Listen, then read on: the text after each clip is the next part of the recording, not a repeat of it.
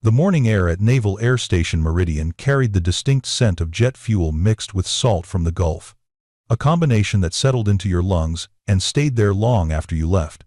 Staff Sergeant Lena Frost stepped out of the gray government sedan with the kind of economy of movement that suggested purpose without urgency. At 29 years old and barely 5'6", she had the build of a long-distance runner, lean and compact, every muscle serving a function rather than making a statement.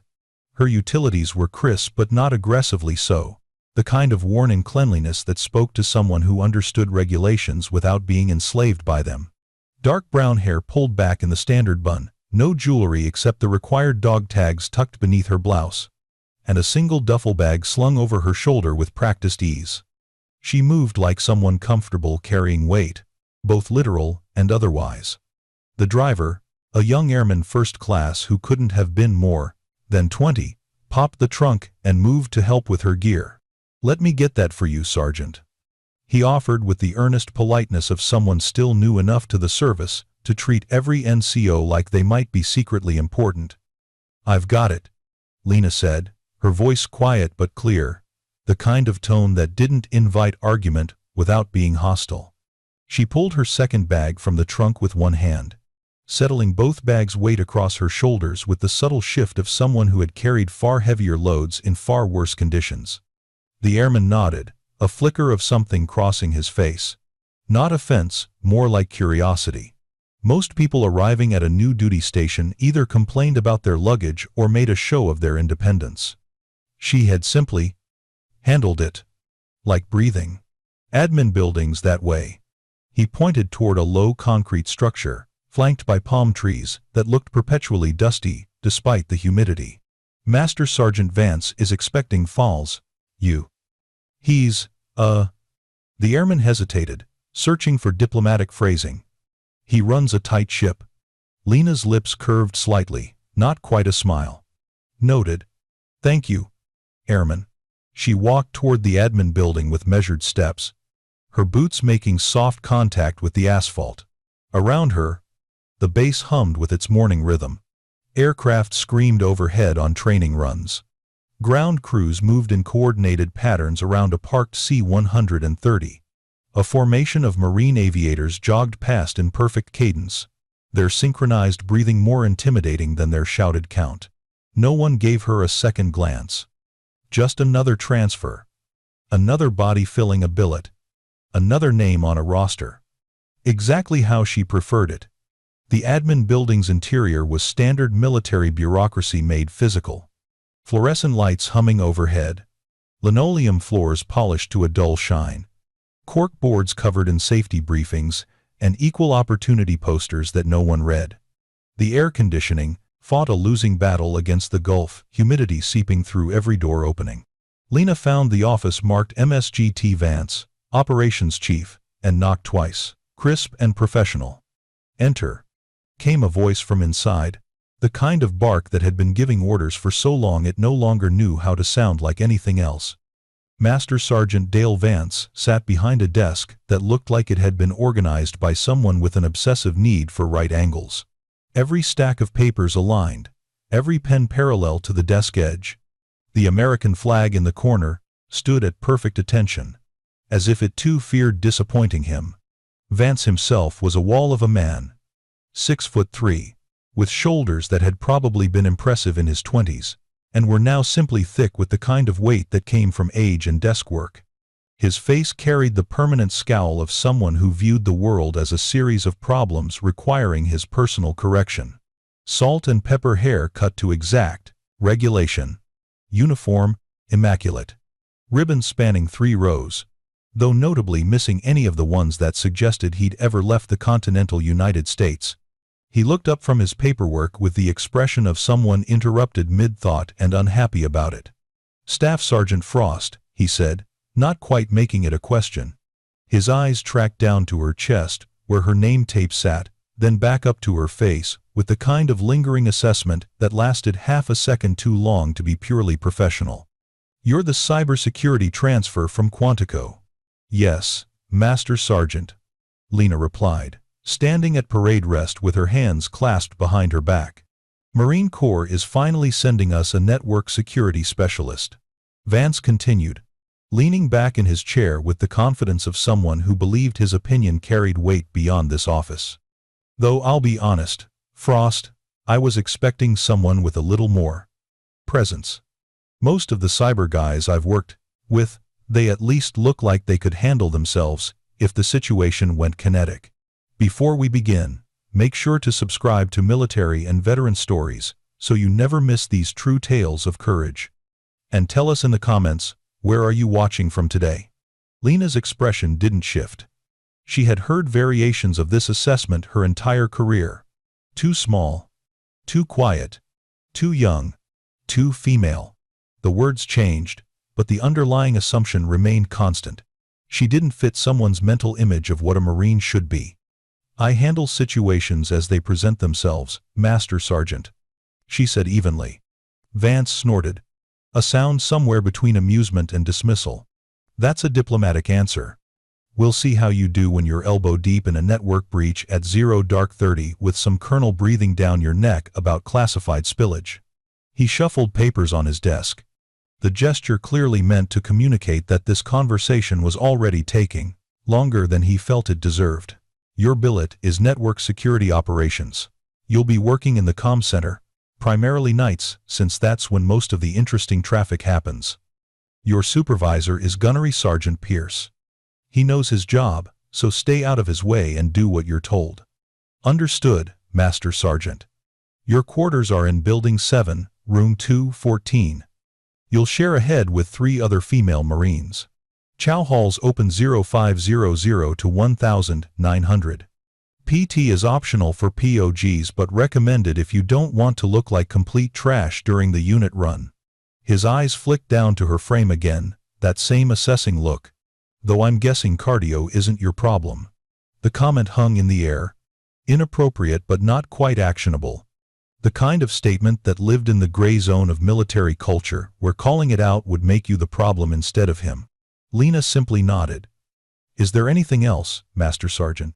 Yeah, Vance said, leaning forward and planting both palms on his desk. This isn't some headquarters posting where you can hide behind a computer screen and pretend you're contributing to the fight. This is an operational base. We work hard, we maintain standards, and we don't have time for specialists who think their moss makes them special. Clear? Crystal, Master Sergeant. Good. Dismissed. Lena executed an about-face and left the office with the same measured pace she'd entered with. Behind her, she heard Vance mutter something to himself, the words indistinct but the tone clear. Dismissive, already having categorized her and moved on. She walked down the hallway toward the exit, her face carefully neutral. In her peripheral vision, she caught sight of her reflection in a window. A small woman in utilities, anonymous and unremarkable, exactly the image she had cultivated for years. What Vance couldn't see, what most people never saw, was the way her eyes had tracked every exit in his office within the first 3 seconds. The way she had noted the unsecured laptop on his desk angled carelessly toward the door. The way her breathing had remained perfectly controlled despite the condescension dripping from every word he spoke. The way her hands, clasped behind her back, bore calluses in places that didn't come from typing on keyboards. On her left forearm, hidden beneath her uniform sleeve, a small tattoo marked her skin. A trident crossed with subdued wings and a lightning bolt, the informal insignia of a unit that didn't officially exist. Beside it, barely visible even when exposed, were 3 numbers. 246. A brevity code that meant something specific to a very small group of people. Lena Frost had spent the last 7 years as part of Marine Special Operations Command, specifically attached to a joint task force that conducted direct action and special reconnaissance in places the public would never hear about. She had fast-roped from helicopters into hostile territory. She had swum 3 miles in open ocean, carrying 60 pounds of gear. She had made shots at distances that required calculating for the Earth's rotation. She had also learned, through painful experience, that the people who broadcast their capabilities were rarely the ones who possessed them. Real operators moved quietly. They let their work speak. They understood that underestimation was an advantage, not an insult. Master Sergeant Vance had looked at her and seen a small female POG who would probably struggle to keep up with the real Marines on base. He had already dismissed her as someone to be managed rather than respected. He had made a critical error in judgment. But she wouldn't correct him with words. She never did. Lena walked out into the Gulf sunlight, adjusted her duffel bags, and headed toward Building 7 to drop off her gear. Around her, the base continued its morning routine, unaware that someone far more dangerous than they imagined had just arrived. The communications center occupied windowless concrete bunker on the eastern edge of the base. The kind of structure designed during the Cold War with the assumption that nuclear war was both inevitable and survivable. Thick walls. Redundant power supplies.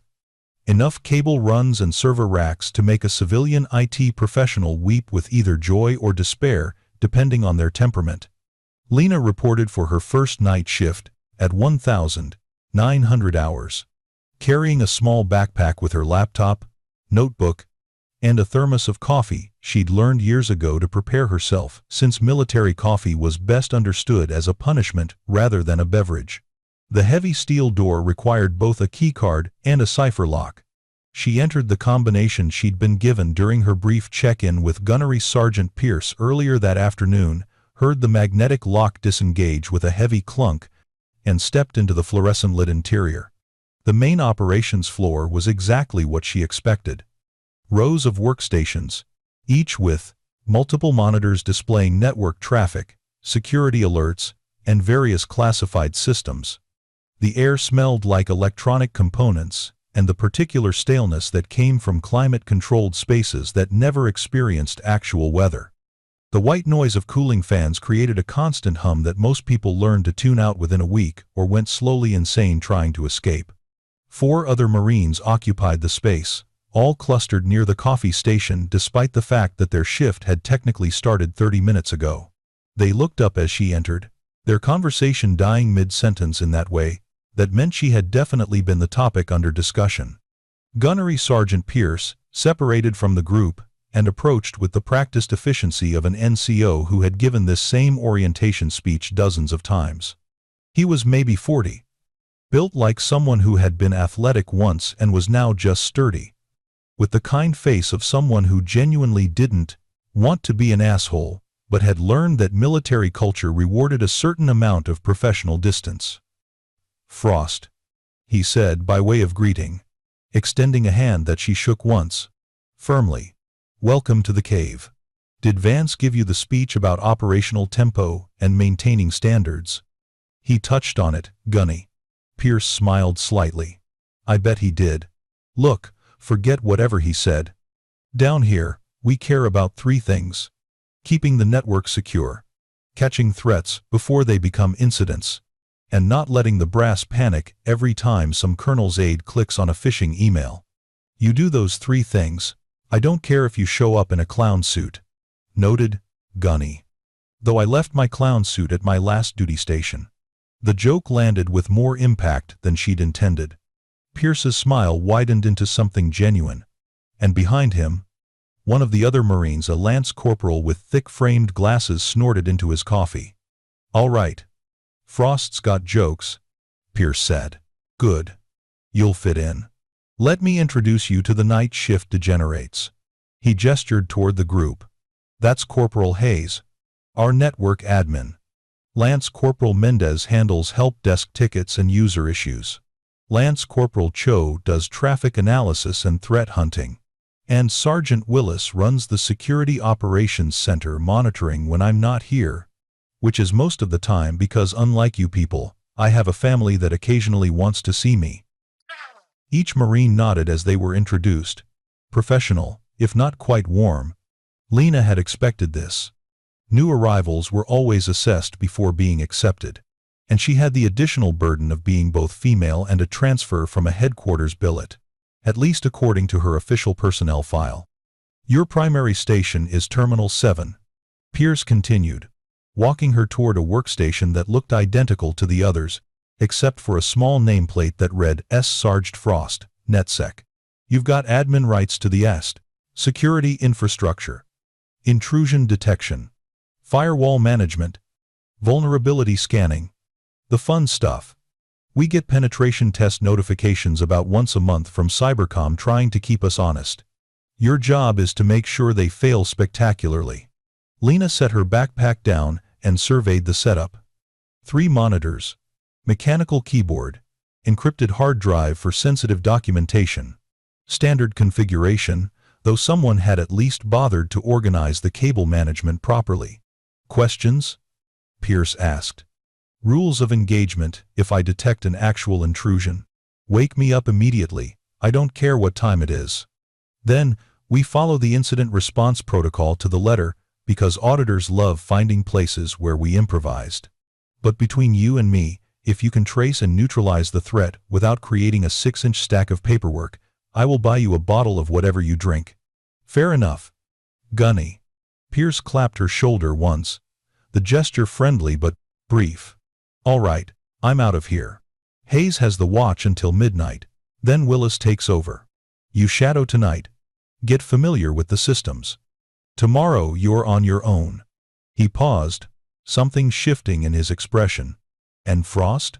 Master Sergeant Vance likes to make surprise inspections down here around 2,100 hours. Just be ready for that. The warning was clear even if unspoken. Vance was going to test her. Probably unpleasantly. Understood. Gunny. Have a good night. Pierce left, and the dynamics in the room immediately shifted. With the senior NCO gone, the other Marines relaxed slightly, their postures loosening, conversations resuming at a normal volume rather than the subdued tones they'd maintained during the turnover. Lena logged into her workstation and began familiarizing herself with the network architecture. The base ran a fairly standard DoD network configuration, multiple enclaves separated by security boundaries, each with their own access controls, monitoring requirements. Someone had actually done a decent job with the security implementation, which was rarer than it should be. So you're from Quantico? Corporal Hayes asked from the adjacent workstation, not quite making eye contact but clearly trying to be friendly. He was maybe 24, with the soft build of someone whose MOS didn't require regular PT tests and the eager demeanor of someone who genuinely loved his job. Last duty station, yeah, Lena replied, keeping her eyes on her screen while still engaging in the conversation. Before that, Okinawa. How was that? Hot. Humid. Great food if you knew where to look. Mendez rolled her chair over, curiosity overcoming whatever hesitation she'd had. She was young, maybe 21, with the kind of face that probably made civilians assume she was still in high school. Did you work with any special operations units at Quantico? I heard the cyber guys sometimes get attached to MARSOC for network stuff. The question was innocent, just making conversation, but it landed closer to truth than Mendez realized. Lena kept her expression neutral, her fingers still moving across the keyboard. Mostly worked headquarters issues, she said, the lie smooth and practiced. Nothing exciting. Lots of PowerPoint presentations about cybersecurity awareness. It was exactly the kind of boring answer that invited no follow-up questions, and Mendez accepted it with a small nod before rolling back to her station. The next 2 hours passed in comfortable routine. Lena mapped the network infrastructure, reviewed security logs, and familiarized herself with the various monitoring tools. The work was genuinely interesting, the kind of puzzle solving that had drawn her to cybersecurity in the first place, back before the Marine Corps had identified other skills she possessed and redirected her career into darker waters. At exactly 2,053 hours, the cipher lock on the entrance beeped 3 times in rapid succession. Every Marine in the room immediately straightened, hands moving away from phones, attention snapping toward monitors. Master Sergeant Vance entered like a storm front, his boots striking the floor with deliberate force. He wasn't in utilities anymore. He'd changed into his service uniform, the Charlies with ribbons displayed and every crease sharp enough to draw blood. The message was clear. This wasn't a casual check-in. This was an inspection. Night crew, he announced, his voice filling the space despite the sound-dampening foam on the walls. Hope you're all staying awake down here. I know it's tempting to treat night shift like nap time. But last I checked, our adversaries don't take breaks. We're good, Master Sergeant, Hayes replied, his tone carefully neutral. Vance's eyes swept the room and locked onto Lena. Of course they did. Frost, he said, crossing the space to her workstation. Let's see how you're settling in. What are you working on? Lena gestured to her primary 23 rasting monitor, where she had a network diagram displayed. Familiarizing myself with the security architecture, Master Sergeant. Reviewing access control lists and identifying potential points of vulnerability. Vance leaned over her shoulder, close enough that she could smell his cologne, something aggressively masculine that probably came in a bottle shaped like a grenade. He studied her screen with the intense focus of someone trying to find something wrong. This your first time working on an operational network? He asked. No, Master Sergeant. I worked similar systems at my previous duty stations. Quantico's not operational. Vance said dismissively. That's a training command. This is different. Real-world threats. Real-world consequences if you screw up. Lena didn't respond immediately.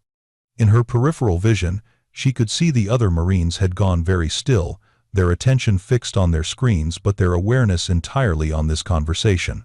I understand the stakes, Master Sergeant, she said quietly. Vance straightened up, but didn't step back. He remained in her personal space. Looming, the physical presence meant to intimidate. You know what I think, Frost? I think the Marine Corps is so desperate to hit their diversity numbers that they're pushing people into billets they're not qualified for. I think they see cybersecurity specialist on your record and assume you can handle an operational network without understanding the difference between theory and practice. The insult hung in the air, sharp and deliberate. This wasn't about her qualifications. This was about establishing dominance, about making sure she understood her place in the hierarchy he'd constructed in his mind. Lena turned in her chair slightly, just enough to look up at him without craning her neck. Her expression remained calm, almost curious. Master Sergeant, what specifically about my qualifications concerns you? If there's a gap in my knowledge, I'd like to address. It was a perfect response. Professionally worded, impossible to construe as insubordinate, while simultaneously forcing him to either articulate a specific concern or reveal that his issue wasn't professional at all. Vance's jaw tightened. Don't get smart with me, Frost. I've been doing this job since before you enlisted. I know how to spot someone who's in over their head. I'm not trying to be smart, Master Sergeant. I'm trying to understand your expectations so I can meet them. Behind Vance, Corporal Hayes had gone completely motionless, his eyes wide. This was clearly escalating beyond what anyone had expected for a first-night inspection.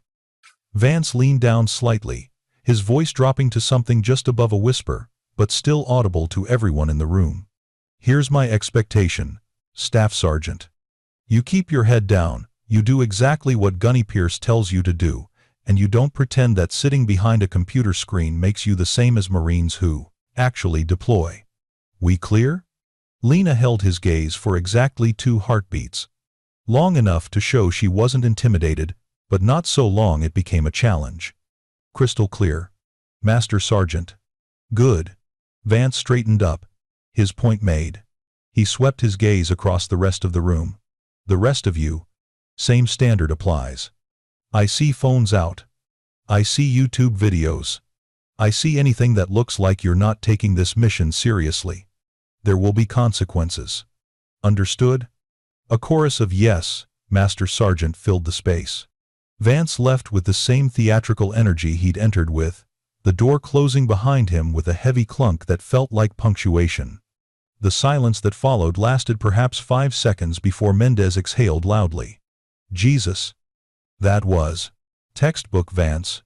Willis finished from his station, his tone mixing resignation with disgust. He does that to every new person. Establishes the pecking order. You just got the special version because you're female and he's got issues with women in technical MOSs. Lena returned her attention to her screen, her hands resuming their work as if the last 10 minutes hadn't happened. Does he have issues with women? Or does he have issues with anyone he perceives as threatening his authority? The question landed with unexpected weight. Hayes glanced over at her. Something shifting in his expression recognition. Maybe, or respect. Both. Probably, he said. But you handled that well. Most people either get defensive or try to argue with him, which just makes it worse. No point arguing, Lena said simply. He's not interested in being right. He's interested in being in charge. Willis laughed. A short bark of sound.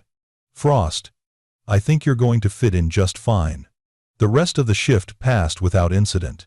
Lena worked steadily, asking questions when appropriate but mostly absorbing information. Mapping not just the network architecture but the social architecture of the comm center and the base, beyond it. By the time 0700 rolled around and the day shift began filtering in, she had a clear picture of her new environment. Gunnery Sergeant Pierce was competent and fair, someone who would support her if she proved her worth. The junior Marines on night shift were good at their jobs and starved for someone who treated them like professionals rather than problems. And Master Sergeant Vance was exactly what he appeared to be. A man whose career had plateaued and who compensated by asserting dominance over anyone he perceived as beneath him. She'd dealt with worse. As she packed up her gear to head back to her quarters, Hayes approached her with a slight hesitation in his step. "Hey, Frost," he said. "For what it's worth, that thing Vance said about diversity numbers. That's bullshit. Your service record might be mostly redacted, but what we can see shows you're more than qualified for this billet." Lena paused, her backpack halfway onto her shoulder. "You looked up my service record?" Hayes had the decency to look embarrassed.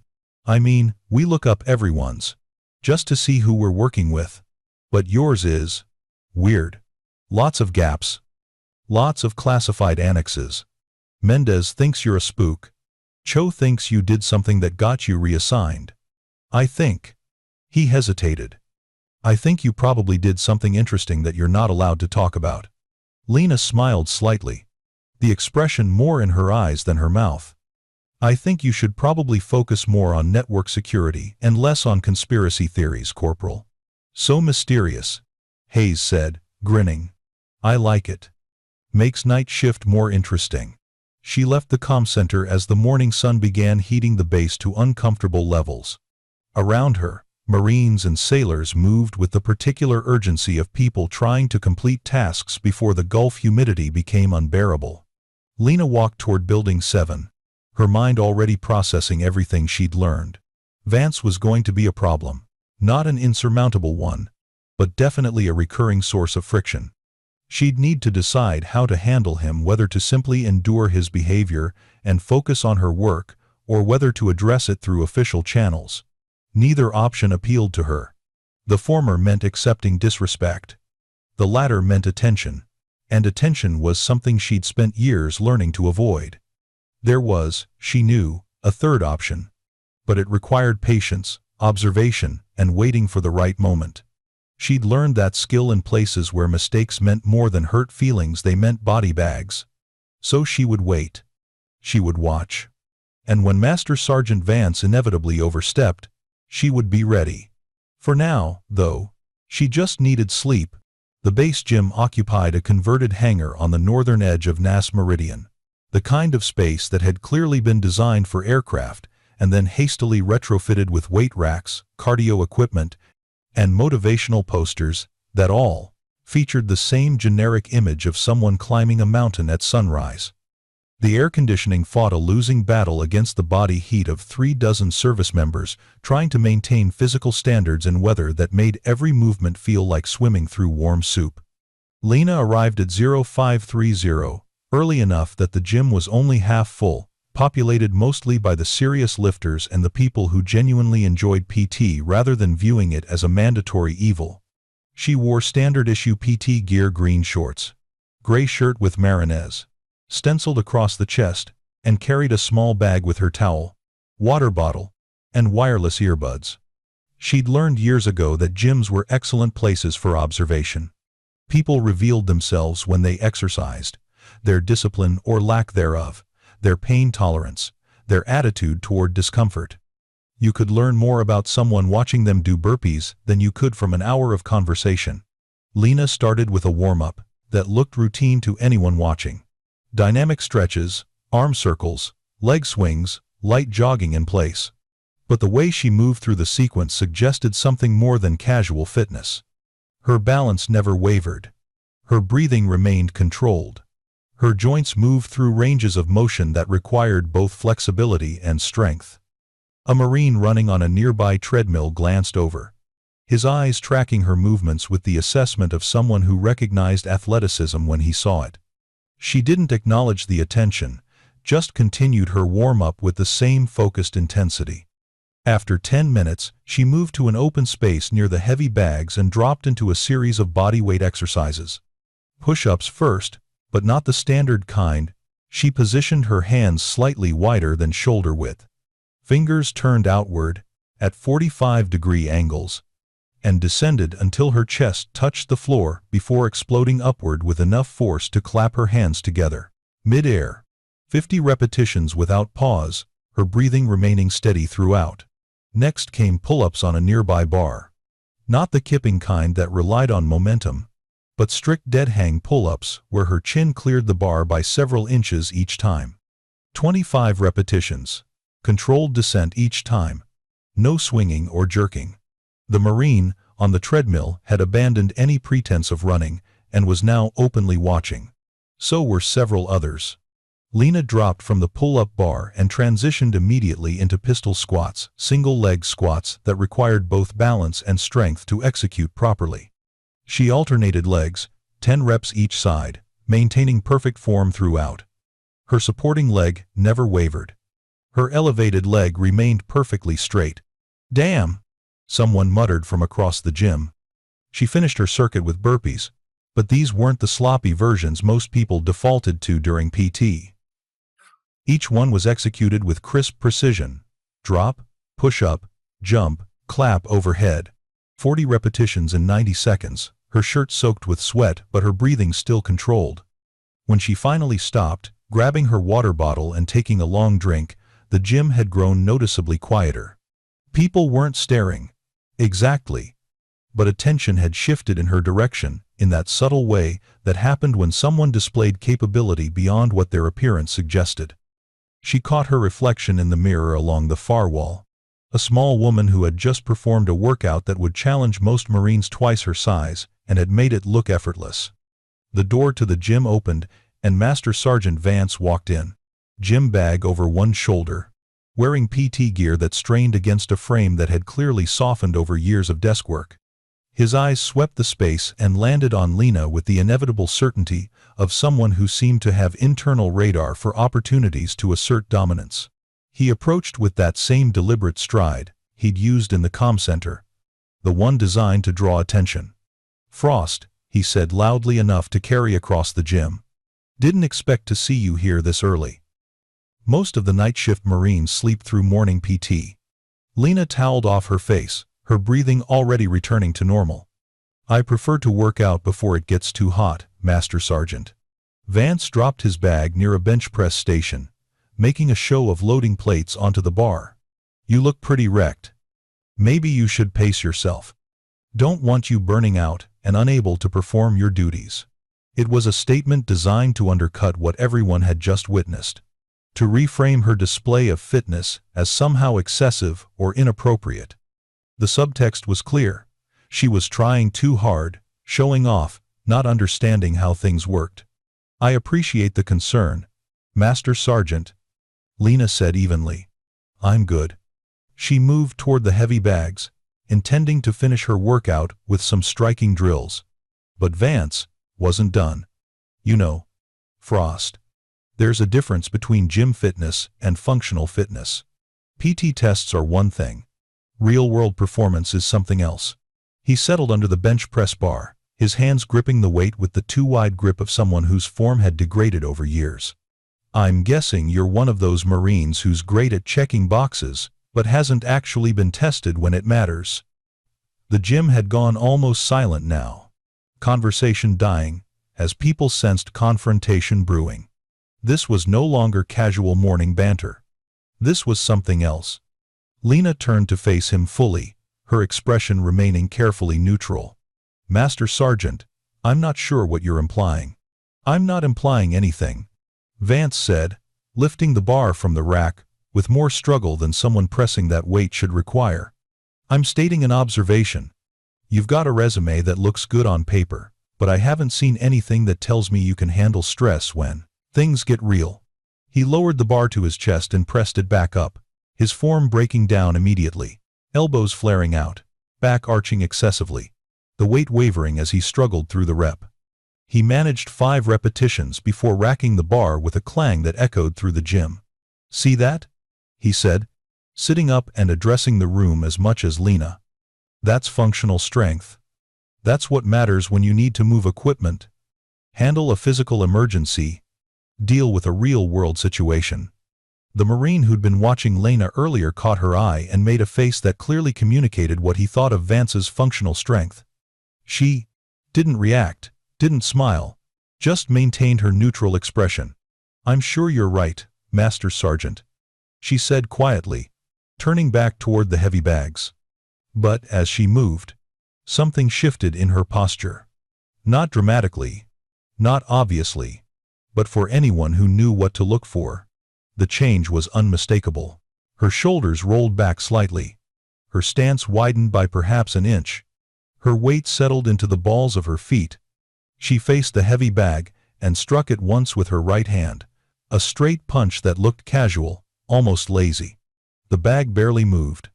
Then she struck it again, this time with her full attention and proper technique. The sound that echoed through the gym wasn't the dull thud most people produced when hitting heavy bags. It was sharper, cleaner. The crack of a properly executed strike where all the force transferred into the target, rather than dissipating through poor form. The bag swung backward violently, the chain rattling, before swinging back toward her. She caught it with both hands, controlled its momentum, and struck again. Left hook, right cross, left uppercut, right hook. Each strike clean and devastating. Each one landing with that same sharp crack that made experienced fighters look up in recognition. Lena wasn't hitting the bag like someone going through the motions of a workout. She was hitting it like someone who had trained in combat striking for years, who understood not just technique, but targeting, who knew exactly how much force was required to do damage versus how much was wasted in dramatic-looking but ineffective blows. The combinations flowed together with the kind of fluidity that only came from thousands of hours of practice. Jab cross, hook cross, duck, uppercut, overhand, step to the side, body shot, head shot. Never the same pattern twice, always adjusting angles, always maintaining balance, always striking through the target rather than at it. After 30 seconds, she stopped, catching the bag again and holding it still. She wasn't breathing hard. Sweat ran down her face, but her hands were steady, her posture relaxed. The gym remained silent. Vance had stopped pretending to work out and was staring at her with an expression that mixed surprise with something darker, concern, maybe, or recognition that he'd misjudged something important. One of the Marines near the weight racks, a staff sergeant with cauliflower ears that marked him as someone who'd spent serious time grappling, spoke into the silence. "Jesus Christ. Where'd you train?" Lena grabbed her water bottle, taking a long drink before answering. "Here and there, Staff Sergeant. Picked up things over the years." It was another non-answer, polite but vague, the kind of response that acknowledged the question without providing actual information. The staff sergeant nodded slowly, clearly recognizing someone who'd been trained properly but wasn't advertising where or by whom. Vance recovered his composure, standing up from the bench with forced casualness. "Not bad, Frost. Maybe you've got more in you than I thought." He tried to make it sound magnanimous, like he was offering approval, but the edge in his voice betrayed his discomfort. "Still, hitting a bag that doesn't hit back isn't the same as real combat." "No, Master Sergeant," Lena agreed quietly. "It's not."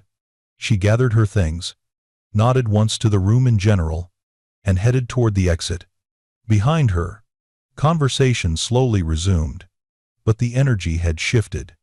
The small, quiet Marine who'd arrived early to work out had just demonstrated capability that didn't match anyone's initial assessment of her. As she walked back toward Building 7 to shower and change, Lena mentally catalogued what had just happened. Vance's discomfort, the other Marine's recognition, the way information would now flow through the base grapevine. That new cyber girl can actually throw hands. Like, seriously throw hands. She hadn't intended to display that skill set. She just wanted a normal workout. But Vance had pushed, had tried once again to diminish her in front of others, and sometimes the best response to that kind of pressure wasn't words but simple demonstration. Still, it complicated things. Now people would be curious. Now people would ask questions. And questions led to attention, which led to people digging into her service record, finding those classified annexes and deployment gaps that didn't make sense for someone whose official MOS was cybersecurity. Back in her quarters, as water from the shower beat against the tile, Lena examined the tattoo on her left forearm. The trident, wings, and lightning bolt were small enough to be covered by her watch if she wore it properly, but she'd stopped bothering with that level of concealment years ago. Most people who saw it assumed it was just some unit insignia she'd picked up, maybe from working with Special Operations Forces in a support capacity. They never asked about the numbers underneath. 2, 4, 6. A brevity code that had specific meaning in close quarters battle. 2 seconds to acquire the target. 4 seconds to neutralize the threat. 6 seconds maximum exposure time. She'd earned those numbers in a basement in Ramadi, extracting a high-value target while under fire from 3 different positions. The mission had lasted 11 minutes total. She'd been 24 years old and the only woman on a task force that officially didn't exist. That had been 5 years ago, before the injury that had forced her out of direct action roles and into the cyber specialty she'd trained in before being tapped for special operations. Before the medical board that had determined she could still serve but not in her previous capacity. Before the quiet reassignment to normal Marine Corps billets where people looked at her and saw only what they expected to see. She finished her shower, dressed in a fresh uniform, and sat on her rack to check her phone. 3 messages waited, all from the same sender. A number that showed up in her contacts as simply V. First message. Heard you made an impression at morning PT. Subtle. Second message. Remember what we discussed about keeping a low profile. Third message. Stay focused on the mission. Don't let ego override operational security. Lena typed a quick response. Wasn't ego. Situation management. All good. The reply came within seconds. Better be. You're not there to prove anything. You're there to do a job. She didn't respond to that one.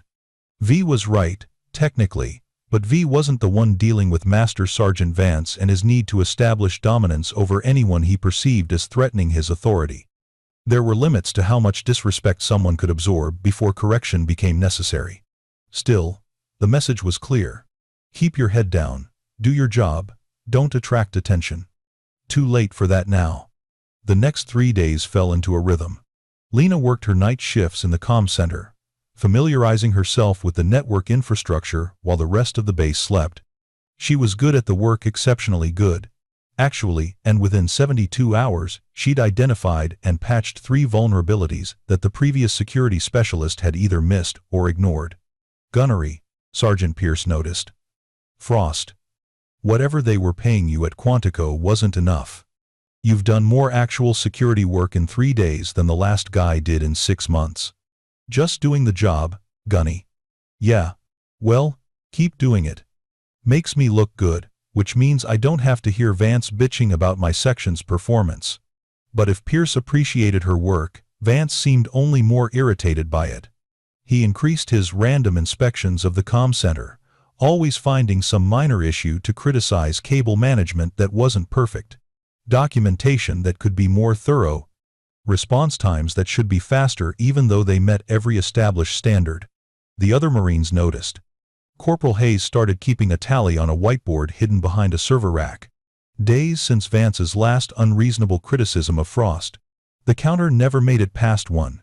"He's got it out for you," Mendez observed one night after Vance had spent 20 minutes lecturing Lena about the importance of following proper change management procedures for a security patch that had, in fact, followed those procedures exactly. "Like, specifically you." "I've noticed," Lena said mildly. "Does it bother you?" Lena considered the question while reviewing a security log. "Master Sergeant Vance has strong opinions about how things should be done and who should do them. That's his prerogative. My job is to secure the network.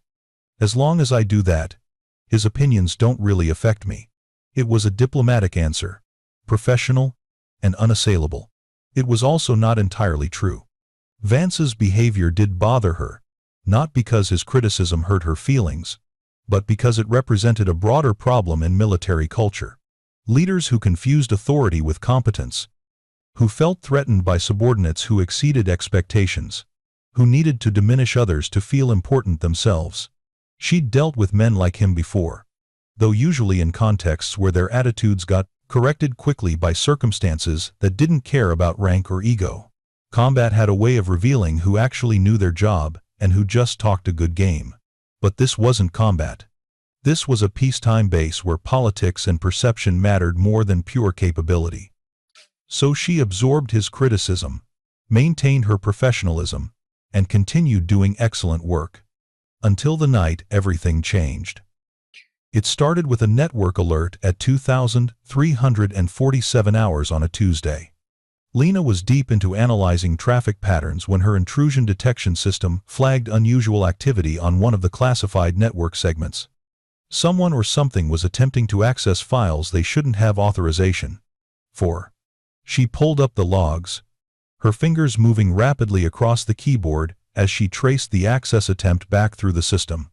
The pattern was sophisticated, using legitimate credentials but accessing data in sequences that suggested automated scanning rather than normal user behavior. "Hayes," she called out without looking away from her screen. "I need you to check something." The corporal rolled over in his chair. "What's up?" "Someone with admin credentials is accessing classified files outside their normal usage pattern." "Could be nothing. Could be a compromised account. I'm tracing it now, but I need confirmation on the physical location."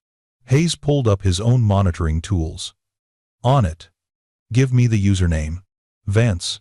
D. M." There was a long pause. Hayes looked up from his screen, his expression somewhere between concern and disbelief. "That's Master Sergeant Vance's account." "I know. Frost. Are you sure about this?" She was already compiling evidence, screenshots of the access logs, timestamps, file names being accessed. The pattern was clear. Someone using Vance's credentials was systematically accessing personnel files, security clearance information, and operational planning documents that had nothing to do with his actual duties as an operations chief. "I'm sure. Either his account is compromised or he's accessing information he's not authorized for. Either way, it's an incident that needs to be reported." Sergeant Willis had been monitoring the conversation from his station. Now, he rolled over, his face serious.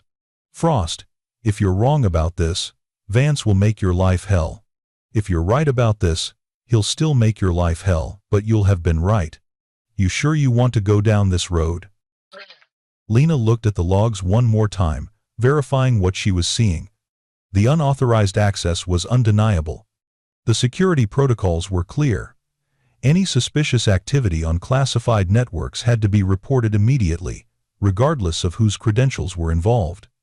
"It's not about what I want," she said quietly. "It's about what the regulations require. We have an incident.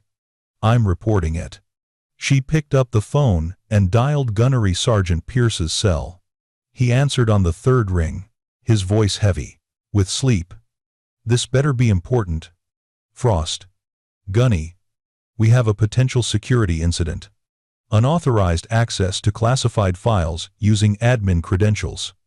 I need you to come in." She heard rustling, the sound of him sitting up.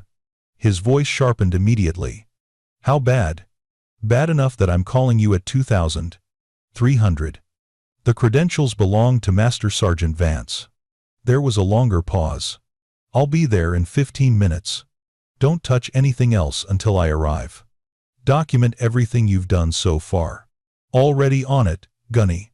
The next 4 hours were a blur of documentation, phone calls, and increasing levels of brass arriving at the comm center. Pierce showed up first, reviewed the evidence, and immediately escalated to the officer in charge.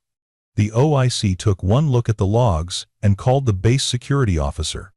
By 0200, there were 6 people crowded into the comm center, all reviewing the same data that Lena had discovered. The conclusion was inescapable. Either Master Sergeant Vance's account had been compromised by an external threat, or Master Sergeant Vance himself had been accessing classified information he was not authorized to view. At 0430, 2 Naval Criminal Investigative Service agents arrived to take over the investigation. They interviewed Lena extensively, asking her to walk through exactly how she'd discovered the unauthorized access, what steps she'd taken, what evidence she'd preserved. She answered every question with precise detail, professional and thorough. She didn't speculate about Vance's motivations or guilt. She simply presented the technical evidence and explained the security protocols that required her to report what she'd found. By 0600, when her shift officially ended, Master Sergeant Vance was being escorted from his quarters by NCIS agents, while a search warrant was executed on his personal electronics. Lena walked out of the comm center into a morning that felt heavier than usual, the air thick with more than just humidity. Around her, the base was waking up, unaware that one of its senior NCOs was under investigation for a serious security violation. Her phone buzzed. Another message from V. Heard about the incident. Well done. Stay alert. She didn't respond. She just walked back to Building 7, showered, and fell into her rack, fully intending to sleep through the inevitable fallout. But sleep didn't come easily, because she knew, with the certainty that came from years of experience, that this wasn't over. Vance had powerful friends on the base. He was well connected, well liked by certain circles, and he was the kind of man who would blame anyone but himself for his problems. And right now, the person most convenient to blame was the small, quiet Marine who had discovered his security violation and reported it. The storm was coming. She could feel it. Lena slept for 4 hours before her phone woke her. Not V this time, but Gunnery Sergeant Pierce, his voice carrying a tension she hadn't heard before. Frost, I need you to come to my office. Now. She checked the time. 1,130 hours. She'd been asleep for exactly 4 hours and 17 minutes. On my way, Gunny. 20 minutes later, showered and in a fresh uniform, she walked into Pierce's small office adjacent to the comm center. He wasn't alone. Commander Sarah Blackwell, the base's information systems officer, sat in the only other chair. Her expression was carefully neutral, the kind of practiced blankness that senior officers developed when delivering news that ranged from bad to catastrophic. Staff Sergeant Frost, Commander Blackwell said. Close the door and have a seat. Lena complied, settling into the metal folding chair that Pierce pulled from the corner. The office was cramped with 3 people, barely large enough for the desk, filing cabinet, and faded motivational poster that read, "Excellence is a habit." First, Blackwell continued, I want to commend you for your actions last night. You identified a serious security incident, followed proper protocols, and maintained chain of custody on all evidence. That's exactly what we train people to do. Lena nodded once, waiting for the other shoe to drop. Conversations that started with commendations rarely ended there. However, and there it was, the situation has become complicated. Master Sergeant Vance has been placed on administrative leave pending the NCIS investigation. The preliminary findings suggest his account was compromised by sophisticated malware, possibly nation-state level, rather than deliberate misuse on his part. Ma'am, Lena said carefully, I reviewed the access patterns. They were consistent with human behavior, Not automated scanning. The timing. The files selected. The navigation through the directory structure. Blackwell held up a hand. I'm not questioning your technical assessment. I'm telling you what NCIS's preliminary finding suggests. There's a difference. She paused, choosing her words with visible care. Master Sergeant Vance has influential friends on this base. People who are not happy that a junior NCO flagged a senior NCO for a security violation that may turn out to be the result of him being a victim rather than a perpetrator. With respect, ma'am, that's not how security protocols work. If there's unauthorized access, it gets reported. The investigation determines culpability. I know that. You know that. But politics don't always care about protocols. Blackwell leaned forward slightly. Frost, I need you to understand something. You did the right thing. But right doesn't always shield you from consequences. Vance is well liked in certain circles. They're viewing this as a new Marine throwing a senior NCO under the bus to make herself look good. Pierce spoke up for the first time, his voice tight with controlled anger. That's bullshit, ma'am. Frost followed every regulation to the letter. This isn't about making herself look good. This is about doing her job. I agree, Gunny. I'm just making sure Staff Sergeant Frost understands the environment she's walking into. Blackwell turned her attention fully to Lena. Have you experienced any retaliation yet? No, ma'am. I've been asleep since my shift ended. That will change. Master Sergeant Vance has friends in the E8 and E9 community on this base. They're going to make life difficult for you. Not overtly, they're too smart for that. But through 1,000 small cuts. Questioning your work. Finding fault where none exists. Creating an environment where you feel pressure to request a transfer. Lena absorbed this information with the same calm she applied to everything else. Ma'am, I don't plan on requesting a transfer. Good. Because that would send exactly the wrong message, that reporting security violations gets you punished while committing them gets you protected. Blackwell stood, signaling the meeting was ending. My door is open if you experience any retaliation. Document everything. And Frost? Watch your six. After Blackwell left, Pierce remained silent for a long moment, staring at his desk with the expression of someone doing complex mental calculations. Gunny? Lena prompted. I'm trying to figure out how to protect you without making things worse, he said bluntly. Vance has been on this base for 6 years. He's got relationships with every senior enlisted leader here. They golf together. They have beers at the club. They cover for each other. He looked up at her. You're new. You're junior to them. And you just made one of their own look bad. They're going to come after you. Let them. Pierce blinked. Frost, I don't think you understand. I understand perfectly, Gunny. A group of senior NCOs with inflated opinions of their own importance are going to try to intimidate me into either apologizing for doing my job or requesting a transfer so they don't have to deal with someone who won't play their games. She kept her voice level, professional. I've dealt with worse. Have you? Pierce asked. And there was genuine curiosity in the question. Because your service record says you're a cyber specialist who spent most of her career at headquarters commands. When did you deal with hostile senior leadership? Lena met his eyes and said nothing. The silence stretched between them, filled with all the classified annexes and deployment gaps that her official record didn't explain. Pierce's eyes narrowed. Frost, what the hell did you do before you showed up here? My job, Gunny. Same as I'm doing now. He stared at her for another few seconds, then laughed. A short, surprised sound. You know what? I don't actually want to know. Plausible deniability.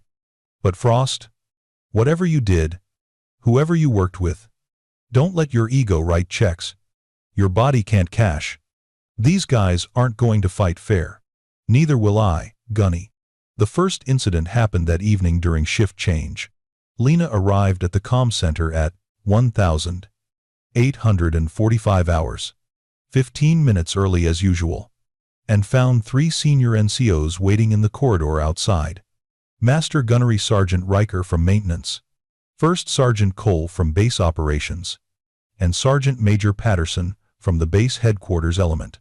3 of the most senior enlisted Marines on the base, all coincidentally present outside a space they had no official reason to visit.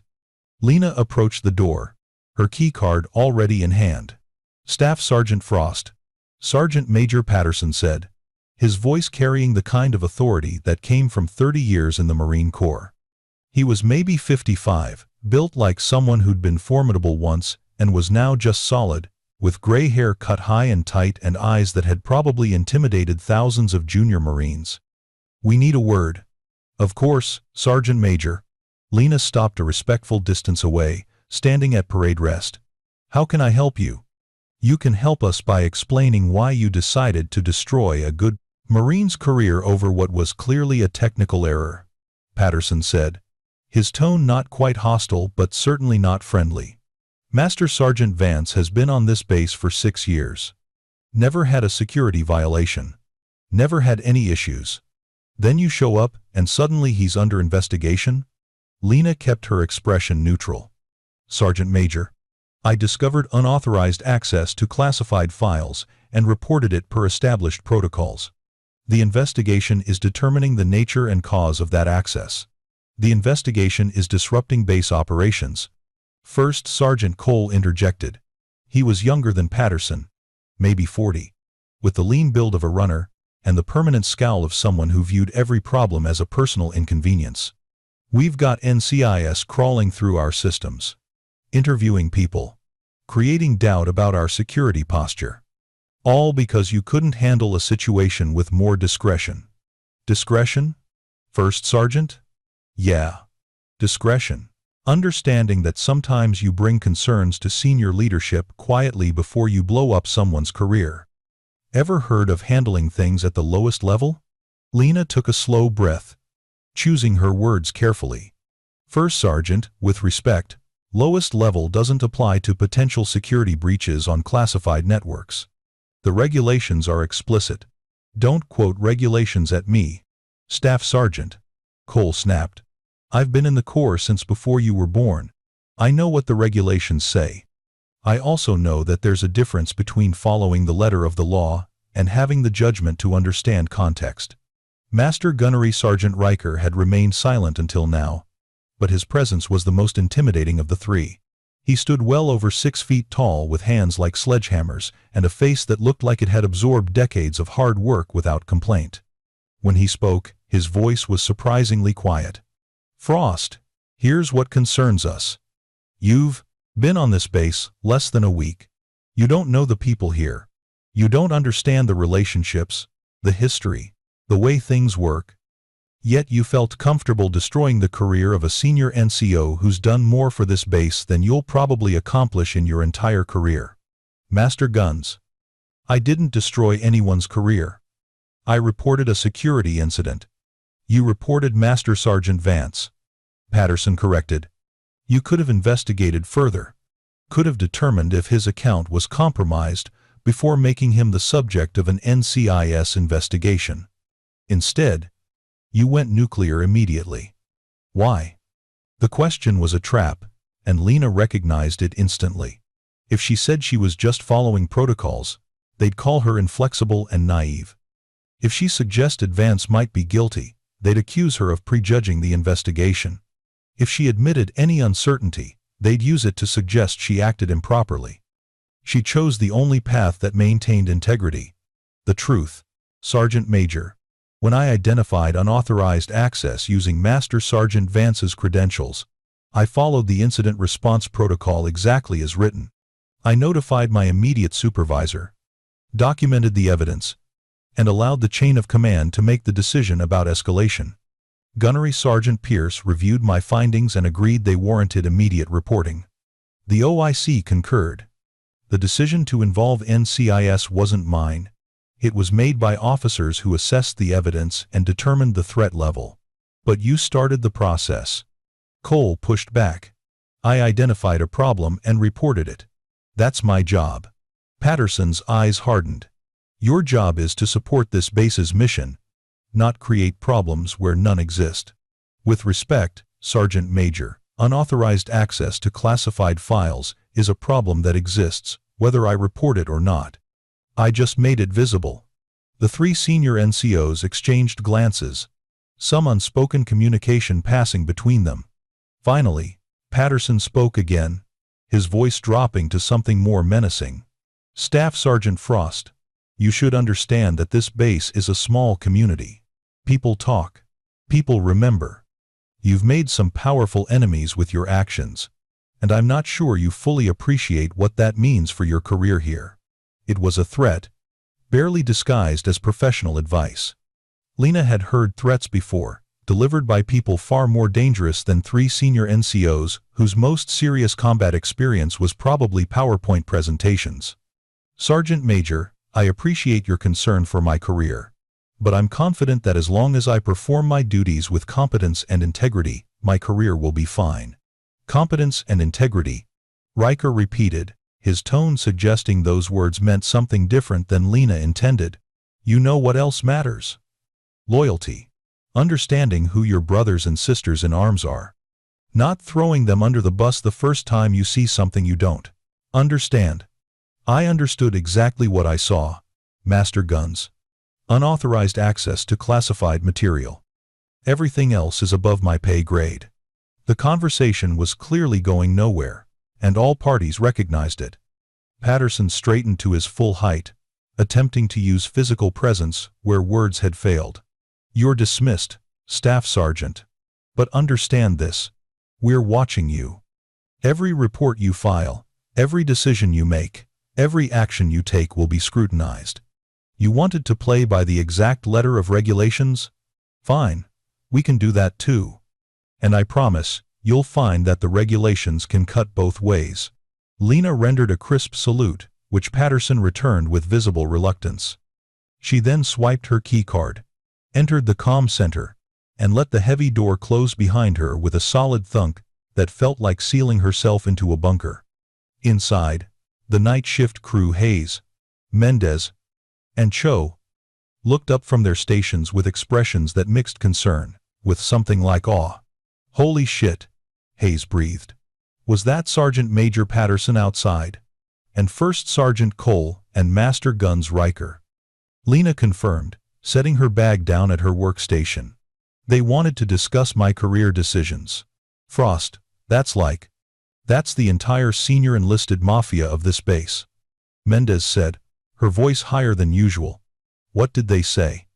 They suggested I should have exercised more discretion before reporting the security incident. Cho let out a low whistle. Translation: they think you should have covered it up. That was my interpretation as well. Jesus, Hayes muttered. Frost, you're either the bravest Marine I've ever met or the dumbest. I genuinely can't tell which. Lena logged into her workstation, her fingers moving across the keyboard with practiced efficiency. Hayes, you know what the difference is between bravery and stupidity. What? Timing. Give me a few weeks and we'll find out which one this was. Despite the deadly tension, Hayes laughed. Even Mendez cracked a smile. The gallows humor helped, but everyone in the room understood the reality. Lena had just made enemies of the most powerful enlisted Marines on the base, and they had made it clear they intended to make her life difficult. The question wasn't if retaliation would come. It was when, and how severe it would be. If you're hooked on this story, make sure to subscribe and turn on notifications so you never miss an upload. Your support means everything and helps me bring you more inspiring military stories like this one. The retaliation started subtle, then escalated quickly. On Wednesday morning, Lena received an email from base administration informing her that there were irregularities with her personnel file that required immediate correction. She spent 3 hours during what should have been her sleep time, navigating base bureaucracy, only to discover that the irregularities were paperwork that had been filed correctly but mysteriously gone missing from the system. Thursday afternoon, she was informed that her security clearance was undergoing routine review, and she would be temporarily restricted from accessing certain classified systems, the exact systems she needed to do her job. When she pointed out that this restriction would prevent her from performing her duties, The civilian security manager shrugged and said the review typically took 4 to 6 weeks. Gunnery Sergeant Pierce hit the roof when he found out, making phone calls that grew progressively louder until someone in the security office suddenly discovered that the routine review had been initiated by mistake and could be cancelled immediately. Friday brought a new tactic. Her work was being questioned. A routine security patch she'd implemented was flagged for insufficient documentation, despite the fact that she'd documented it more thoroughly than any previous patch in the system's history. A network configuration change that improved performance by 15% was criticized for not being coordinated with all stakeholders, even though she'd sent notification emails to everyone on the distribution list.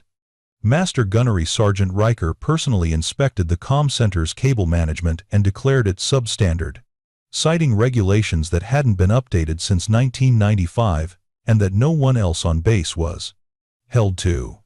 He issued Lena a formal counseling statement for failure to maintain facilities to acceptable standards. The counseling was bullshit, and everyone knew it. But it went in her official record, a black mark that would follow her to her next duty station. "This is harassment," Pierce told her after Riker left. "This is textbook retaliation. We need to file an IG complaint." "No," Lena said calmly. "What do you mean, no?" "Frost. They're building a paper trail to justify whatever they're planning next. We need to get ahead of this. Gunny, filing an IG complaint will make things worse. Not. It'll be seen as me not being able to handle criticism, as being thin-skinned, as playing the victim card." She kept working while she talked, her hands steady on the keyboard. "They want me to file a complaint. They want me to go on record as being unable to handle normal supervisory feedback. Then they can point to it as evidence that I'm the problem, not them." Pierce stared at her. "So what's your plan?" "Just take it. Document everything. Do my job flawlessly. Give them nothing legitimate to criticize." She glanced up at him. "And wait for them to overplay their hand. People like this always do. You sound like you've done this before." "I've dealt with people who thought position equaled competence, Gunny. Eventually they make a mistake. And when they do, you need to have all your ducks in a row." What Lena didn't tell Pierce was that she was also conducting her own investigation. Late at night, when the base was quiet and the network traffic minimal, she dug deeper into the logs from Vance's alleged compromise. Something about NCIS's conclusion didn't sit right with her. The access patterns were too deliberate, too targeted. Nation-state malware didn't browse through personnel files with the kind of selective interest that Vance's account had shown. It grabbed everything it could, exfiltrated quickly, and disappeared. But Vance's account had accessed specific files, personnel records for female Marines, security clearance information, evaluation reports, and had done so during times when Vance was known to be in his office. She couldn't prove he hadn't been compromised, but the evidence strongly suggested someone using his credentials with purpose rather than automation. She documented her findings in an encrypted file, time-stamped, and backed up to a secure cloud service that existed outside military systems, just in case. The weekend brought no relief. Saturday morning, Lena went for her usual run around the base perimeter, a 6-mile loop that she typically completed in under 40 minutes. Halfway through, a security forces vehicle pulled up alongside her. "Staff Sergeant Frost?" the security forces corporal asked through his window. "Yes, Corporal. We've received reports of someone matching your description running in an unauthorized area. I need to see your ID." Lena stopped running, catching her breath while pulling out the ID she kept in the small pocket of her running shorts. She'd done this route 5 times already. It was well within authorized areas for base personnel. The corporal examined her ID with exaggerated thoroughness, taking his time while his partner, a lance corporal who looked barely old enough to shave, typed something into the vehicle's computer system. "Staff Sergeant, you understand that running on this section of the perimeter requires prior coordination with the security forces watch commander." "Corporal, I've run this route multiple times. This is the first I'm hearing about any special authorization." "Well, the regulation is clear. I'll need to file a report." A report for running on base? For running in an unauthorized area? Without proper coordination? It's a security issue. Lena understood immediately what was happening. This wasn't about security. This was about creating more paperwork, more incidents, more ammunition for the campaign against her. Corporal, I'm happy to coordinate future runs with the watch commander. May I continue for today? I suppose. But the report still needs to be filed. She finished her run knowing that somewhere, someone was adding another line to her file. Failed to coordinate physical training activities.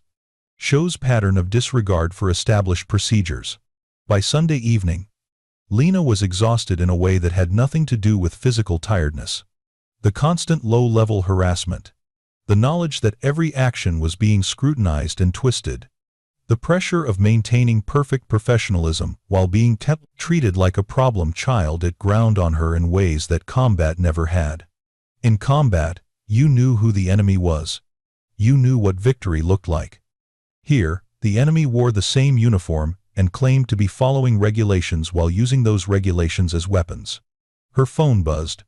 A text from V. Status? She typed back. Manageable. Local leadership applying pressure but nothing actionable yet. Stay focused. Don't give them ammunition. I won't. But even as she sent the message, Lena wondered how long she could maintain perfect composure under this kind of sustained pressure. Not forever. Nobody could. Which meant something had to break. The only question was whether it would be her. Or them. Monday's night shift started normally enough. Lena arrived early, as always, and began her routine systems checks. The comm center was quiet. Just her and Hayes and Mendez working their respective stations while Cho was out sick with what he'd described as death plague but military. Doctors call it cold. Around 2,100 hours, the door opened, and Master Sergeant Vance walked in. Lena's hands paused on her keyboard for just a fraction of a second before resuming their work. Vance was supposed to be on administrative leave. He wasn't supposed to be on base at all, let alone in the comm center. He looked different than the last time she'd seen him. Thinner, maybe, with dark circles under his eyes and a tension in his jaw that suggested he was running on anger more than sleep. He was in civilian clothes, jeans, and a polo shirt which somehow made his presence even more unsettling. Hayes noticed him first. Master Sergeant Vance? Sir, I don't think you're supposed to be. I'm here to collect my personal items from the operations office. Vance interrupted, his voice flat. Commander Blackwell approved it.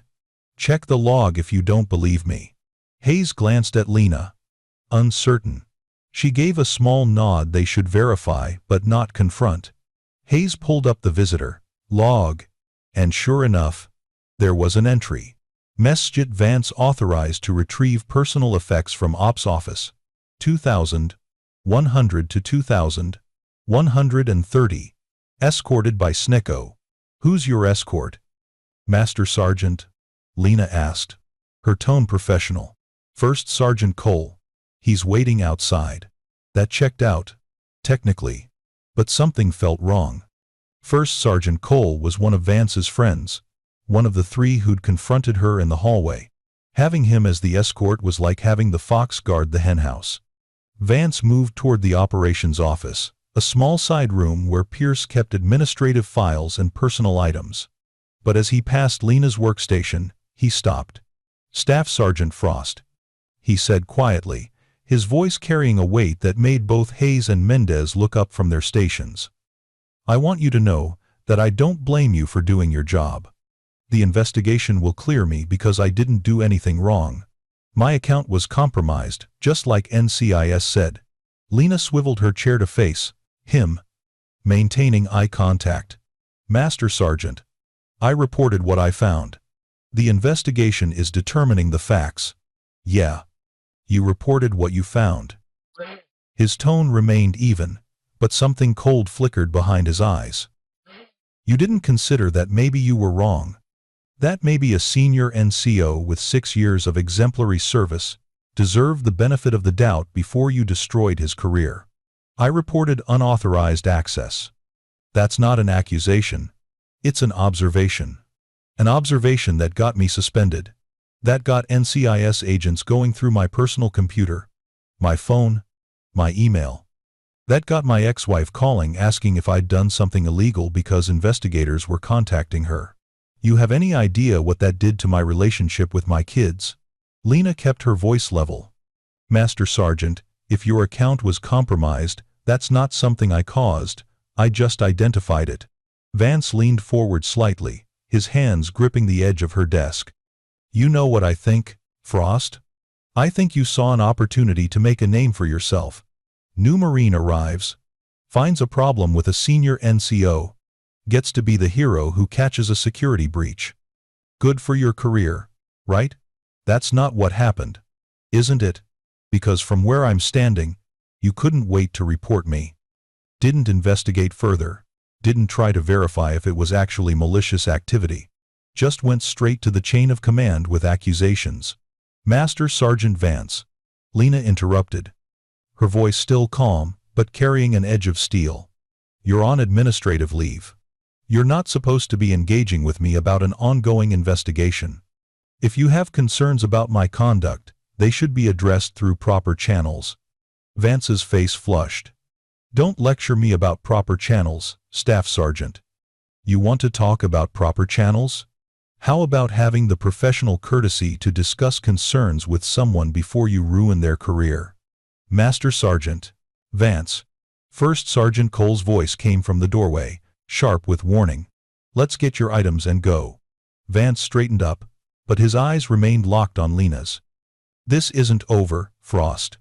When the investigation clears me, and it will, there's going to be a reckoning. You made an enemy today.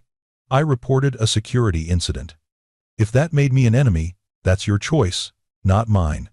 For a moment, Vance looked like he might say something else. Then Cole called his name again, more insistent, and Vance finally turned away and walked into the operations office. The comm center remained silent except for the hum of equipment until Vance and Cole left 10 minutes later. Vance carrying a small box of personal items and Cole's hand on his shoulder in a gesture of solidarity. After the door closed, Hayes let out a long breath. Holy shit, Frost. That was intense. That was inappropriate, Lena corrected. He shouldn't have engaged with me at all. Are you going to report it? Lena considered this. What would I report? That someone under investigation expressed frustration with the person who discovered the problem. That's not a violation. It's just human. It felt threatening, Mendez said quietly. It was meant to feel threatening. But feeling threatened and being threatened are different things. Lena turned back to her monitors. He wanted to intimidate me. He wanted me to know that he and his friends are coming after me. Message received. What she didn't say out loud was that Vance's visit had told her something important. He was scared. Truly scared. And scared people made mistakes. She also didn't mention that while Vance had been in the operations office, she'd quietly initiated a logging protocol on her workstation that captured everything, every system she accessed, every command she typed, every action she took, with timestamps and cryptographic verification. If someone was going to try to frame her for a security violation or fabricate evidence of misconduct, she wanted an ironclad record of what she'd actually done. The next 2 days were quieter, but the tension on base was palpable. Lena could feel eyes on her whenever she walked across the parade ground or through the chow hall. Conversations stopped when she approached. Groups of senior NCOs that had previously ignored her now tracked her movements with visible interest. She was being watched, evaluated, discussed. On Wednesday afternoon, she received a message to report to the base conference room at 1600 hours for a leadership discussion. No other details provided. No indication of who would be attending or what the discussion would cover. Lena arrived at 1555, 5 minutes early, and found the conference room already occupied. Sergeant Major Patterson sat at the head of the table. First Sergeant Cole and Master Gunnery Sergeant Riker flanked him. 3 other senior enlisted leaders she didn't recognize occupied the remaining seats. No one else from her Chain of command was present. Not Gunnery Sergeant Pierce. Not Commander Blackwell. Just her and 6 senior NCOs who had already demonstrated their hostility. Staff Sergeant Frost, Patterson said, gesturing to the empty chair at the opposite end of the table. Have a seat. Lena recognized a setup when she saw one. This wasn't a leadership discussion. This was an ambush. But refusing to participate would be painted as insubordination. So she sat down and waited. We've called you here, Patterson began, his tone formal and cold, to discuss concerns about your conduct and judgment since arriving at this command. Multiple senior leaders have observed behavior that raises questions about your suitability for your current billet. Sergeant Major, may I ask what specific behavior you're referring to? Failure to follow established protocols regarding physical fitness activities. Inadequate documentation of network changes. Substandard maintenance of communications facilities. And most seriously, a rush to judgment regarding a security incident that has disrupted base operations and damaged the career of a decorated senior NCO. Lena's expression didn't change, but internally she was mapping the battlefield. Each of those accusations was either false or grossly distorted, but they were being presented as fact. This was a formal counseling session disguised as a leadership discussion, and everything said here would be documented and used against her. Sergeant Major, I'd like to address each of those concerns. You'll address them by listening. Cole interrupted. This isn't a debate, Staff Sergeant. This is senior leadership providing you with guidance on how to be a better Marine. Lena took a slow breath, maintaining control. Understood, First Sergeant. Patterson continued. The common thread in all these issues is a lack of judgment. You see problems where they don't exist. You escalate situations that could be handled at lower levels. You demonstrate a concerning tendency to prioritize regulations over relationships, procedure over people. The Marine Corps is built on regulations and procedures. Sergeant Major. The Marine Corps is built on Marines taking care of Marines. Riker interjected. Something you don't seem to understand. When you reported Master Sergeant Vance, you didn't just follow regulations. You destroyed a man's career and reputation without giving him the benefit of the doubt. Without showing him the basic respect that one Marine owes another. Master Guns, I reported unauthorized access to classified files. What happened after that was determined by the chain of command and NCIS, not by me. You started the process, Patterson said flatly. You made the choice to treat a fellow Marine as a threat rather than as a brother-in-arms who might have been the victim of a cyber attack. That shows a fundamental lack of character. The insult hung in the air. Lena's hands, resting on the table, remained perfectly still. Her breathing stayed controlled. Her face showed nothing. Sergeant Major, are you questioning my character? I'm stating an observation based on your actions. You have a choice here, Frost. You can acknowledge that you made an error in judgment, that you acted hastily without considering the consequences, and commit to doing better. Or you can continue down this path of thinking you're smarter than everyone else, that regulations matter more than people, and see where that takes your career. That sounds like a threat, Sergeant Major. It's reality. The Marine Corps has no place for Marines who can't be trusted by their fellow Marines. And right now, I'm not sure you can be trusted. Lena met his gaze directly. Sergeant Major, I'm trusted to protect classified networks from unauthorized access. I'm trusted to identify security incidents and report them. I'm trusted to maintain the integrity of communications systems that support operational missions. If those trusts are in question, that should be determined by my chain of command, not by a group of senior NCOs who are friends with someone under investigation. The room went very quiet. Are you suggesting, Patterson said slowly, that this leadership counseling is somehow improper because of personal relationships? I'm suggesting that it's unusual for 6 senior NCOs to conduct a counseling session without the Marine's direct chain of command present. I'm suggesting that it's concerning when every issue raised has been initiated by people who are personal friends with Master Sergeant Vance. And I'm suggesting that if there are legitimate concerns about my performance, They should be addressed through my rated chain of command, not through. You have a smart mouth. Staff Sergeant, Cole said, his voice tight with anger. I have a factual assessment of this situation. First Sergeant. If that comes across as smart, perhaps the situation itself is the problem. Patterson stood up, his chair scraping against the floor.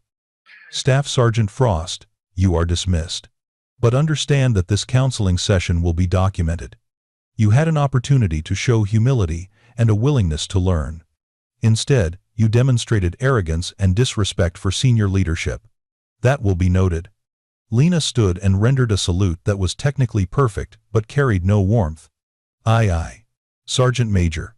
She walked out of the conference room with measured steps, her posture upright, her face calm. Inside, adrenaline coursed through her system in a way it hadn't since her last combat deployment. This was warfare, just fought with paperwork and intimidation instead of bullets. She pulled out her phone as soon as she was clear of the building and sent a text to V. Situation escalating. 6 senior NCOs just conducted informal counseling session outside my chain of command. Building a paper trail for removal. The response came within a minute. Document everything. Record conversations, if legal in your state. Time to involve IG? Not yet. Will give me a few more days. Your call. But don't wait until it's too late to defend yourself.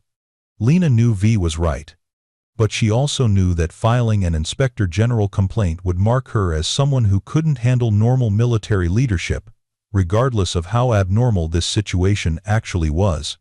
The Marine Corps had officially banned retaliation, but unofficially, people who filed IG complaints were often labeled as troublemakers.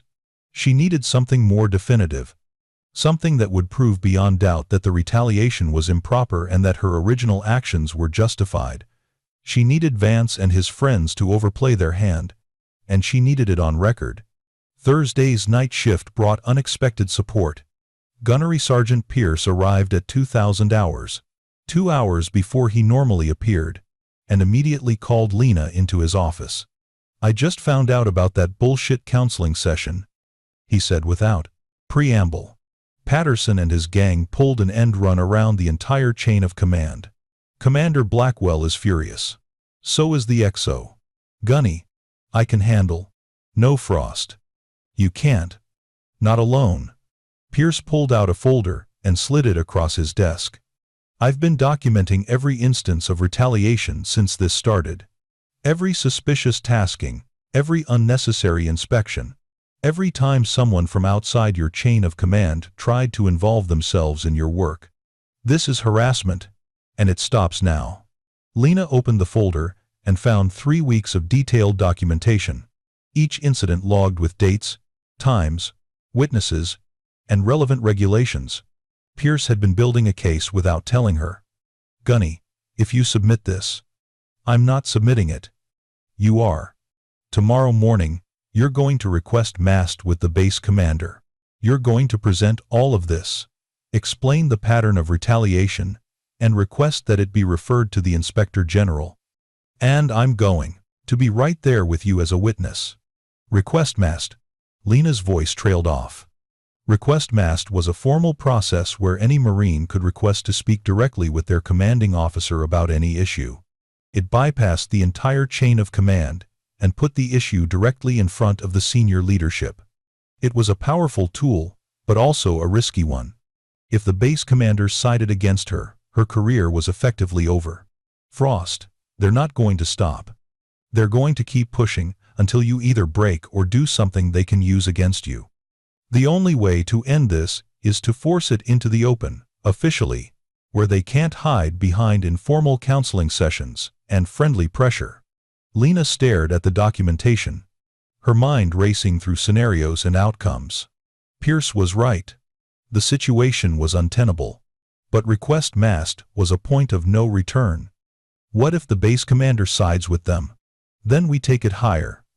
But Colonel Barnes is a good officer. She doesn't tolerate bullshit from anyone, regardless of rank. If we present the evidence clearly, she'll see what's happening.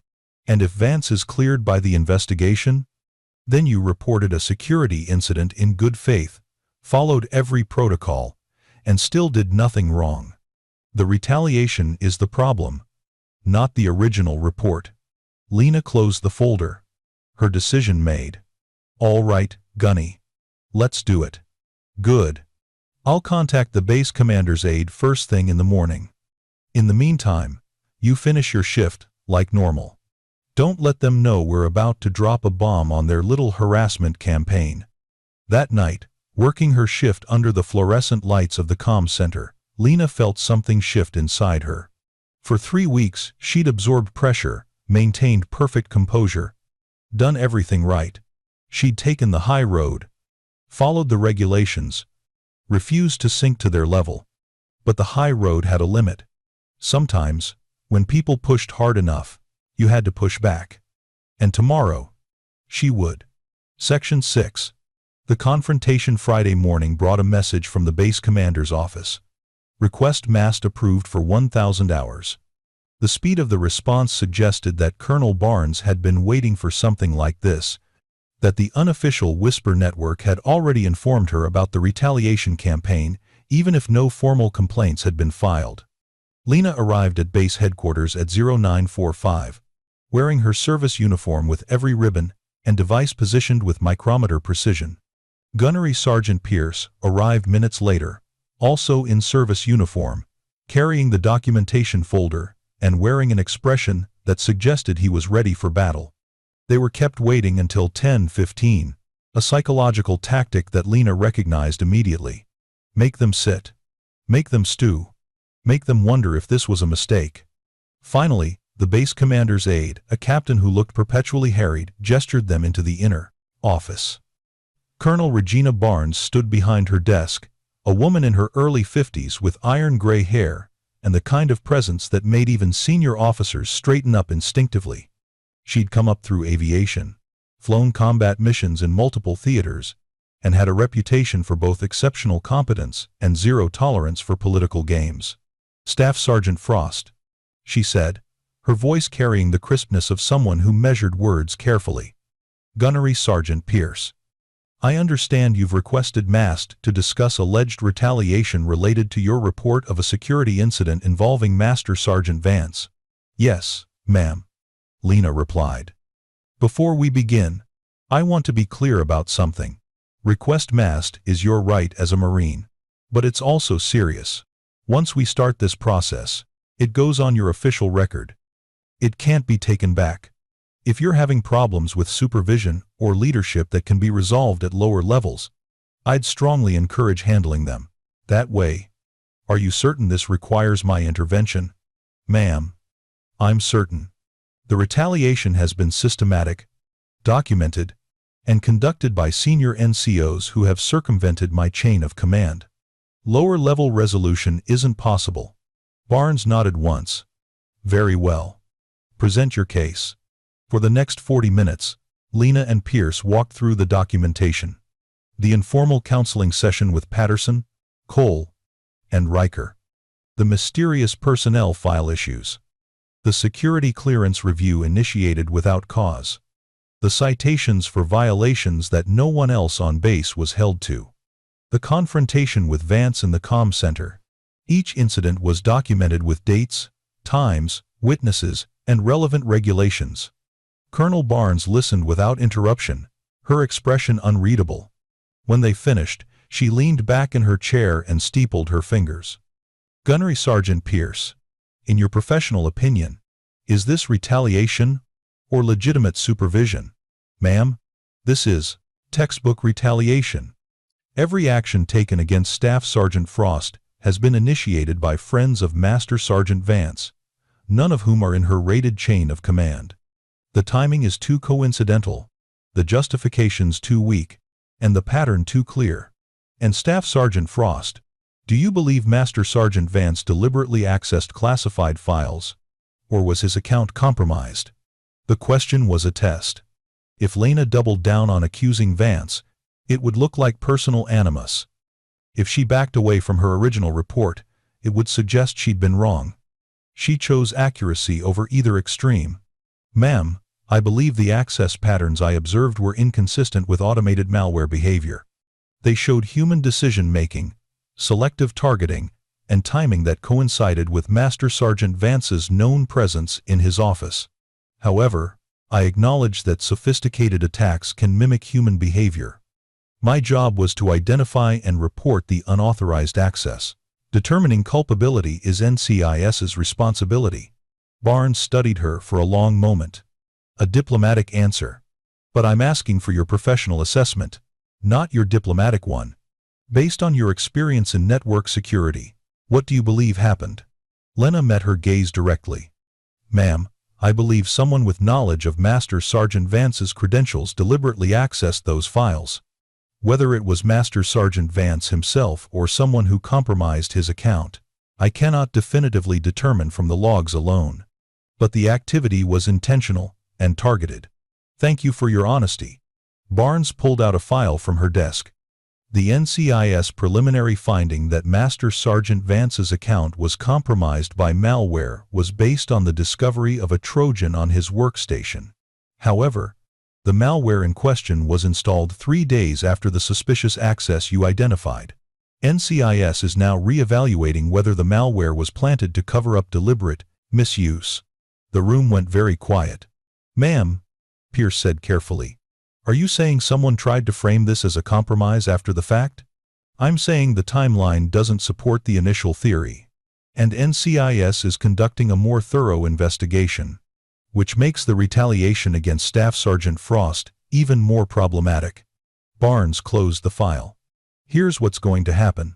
I'm referring this matter to the Inspector General with a recommendation for immediate investigation. I'm also issuing a direct order. No senior NCO, outside of Staff Sergeant Frost's rated chain of command, is to engage with her regarding her duties, performance, or the security incident. Any violation of that order will result in disciplinary action. Clear? Yes, ma'am. Lena and Pierce responded in unison. Staff Sergeant Frost, you did your job. You identified a problem and reported it through proper channels. The fact that some senior leaders took that personally is their problem, not yours. You have my full support. Barnes stood, signaling the meeting was ending. I'll also be having conversations with Sergeant Major Patterson and his associates. Informal counseling sessions that circumvent the chain of command are inappropriate and will not be tolerated on my base. Lena and Pierce left the office feeling like a weight had been lifted. For the first time in 3 weeks, Lena felt like someone with actual authority was on her side. But as they walked across the parade ground toward the comm center, Pierce's phone buzzed. He checked it and his face went pale. Frost, we have a problem. What? Message from base security. There's been an incident in the comm center. Someone attempted unauthorized access during the day shift. They ran. The comm center was chaos when they arrived. Security forces had cordoned off the entrance. Commander Blackwell was on scene, her expression thunderous. And in the middle of it all, being questioned by NCIS agents, was Corporal Hayes. What happened? Pierce demanded. Hayes looked up, relief flooding his face. Gunny. Someone tried to access Staff Sergeant Frost's workstation during day shift.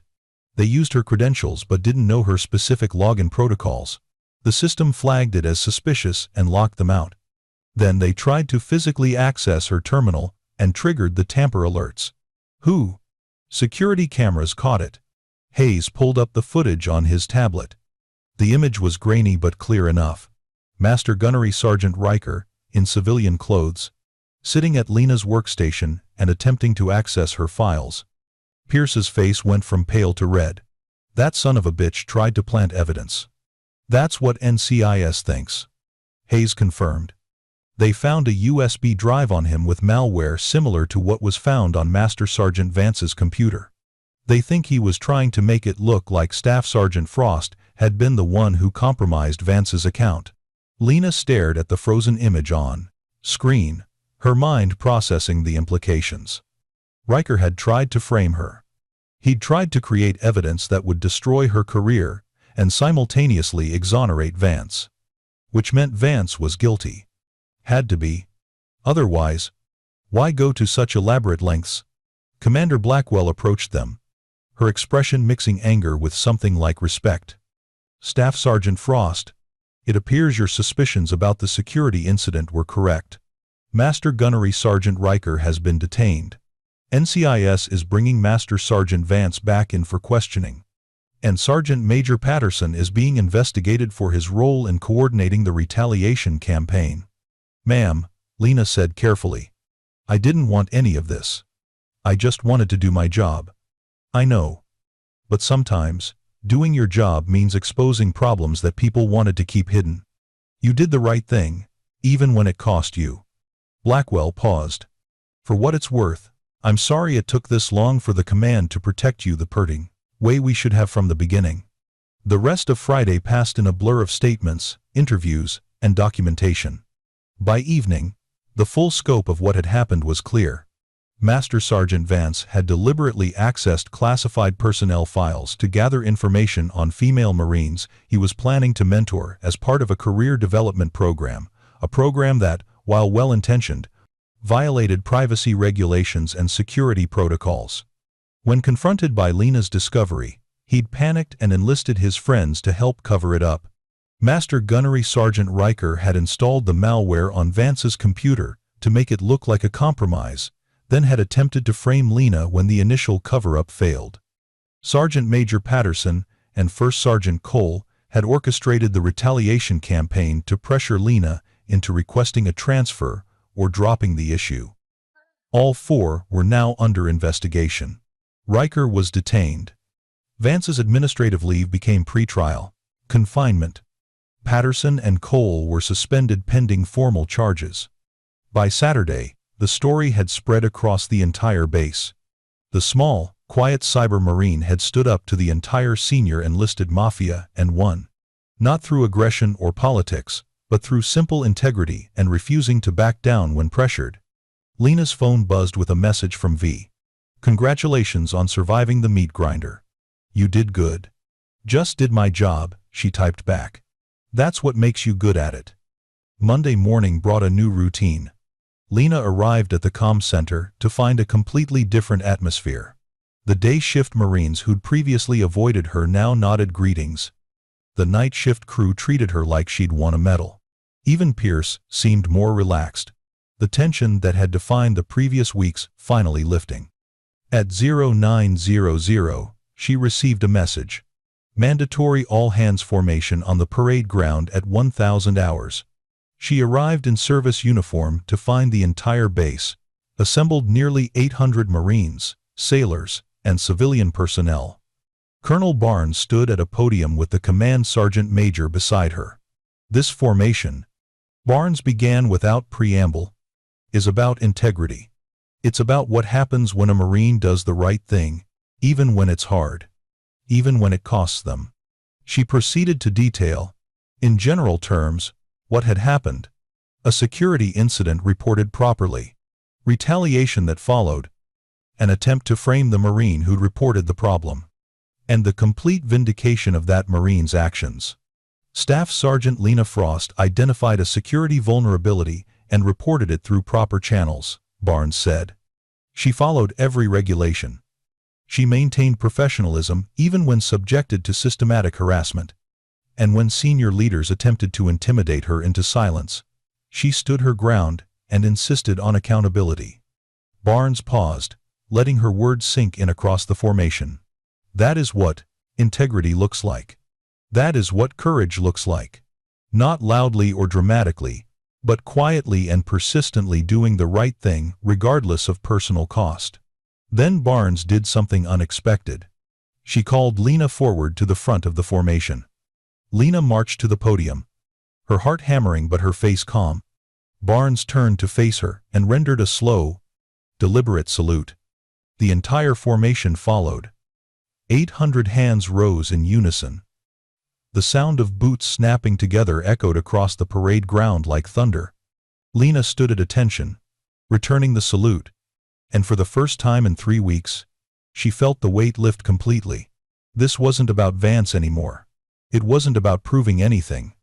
It was about the simple recognition that she'd done her job with integrity, and that mattered. After the formation dismissed, Lena walked back toward the comm center. processing everything that had happened. She'd survived. The truth had won. The system, despite its flaws and the people who'd tried to corrupt it, had ultimately worked. Her phone buzzed. Not V this time, but an unknown number. Staff Sergeant Frost. This is Captain Chen from MARSOC Selection. Your name came across our desk as a potential candidate for advanced training. Interested in a conversation? Lena stared at the message for a long moment. MARSOC. Marine Special Operations Command. The unit she'd worked with before her injury. The world she thought she'd left behind. She typed back. Very interested. Maybe, she thought. The universe had a sense of timing after all. But that was for the future. For now, she had a shift to work, a network to protect, and a team that actually respected her. For now, that was enough. Continued in next section. But the story wasn't quite over. There was one more encounter that would define everything. It happened Tuesday afternoon in the base exchange parking lot. Lena had just finished picking up supplies, toiletries, protein bars, the mundane necessities of daily life, and was walking toward her car when she noticed a small crowd forming near the main entrance. At the center of that crowd stood First Sergeant Cole. He wasn't supposed to be on base. His suspension pending investigation should have kept him away. But there he was, in civilian clothes, clearly agitated, talking loudly to anyone who would listen about injustice and witch hunts and junior Marines who didn't understand loyalty. Lena considered turning around, avoiding the situation entirely. But the parking lot only had one exit, and Cole was positioned directly in the path she needed to take. She kept walking, her pace steady, her bag of supplies gripped loosely in her left hand. Cole saw her approaching. His eyes locked onto her with laser focus, and his voice grew louder. There she is. The Marine who thinks she's better than everyone else. The Marine who destroyed good men's careers because she couldn't handle a little mentorship. The crowd shifted, uncomfortably. Some people moved away, sensing trouble. Others stayed, morbid curiosity, keeping them rooted. Lena maintained her course, intending to walk past without engaging. But Cole stepped directly into her path, blocking her way. He was big 6'2", maybe 220 pounds, and he used that size deliberately, the same way Vance had in the comm center that first night. "I'm talking to you, Staff Sergeant," he said, loud enough for the growing crowd to hear. "You owe me an explanation.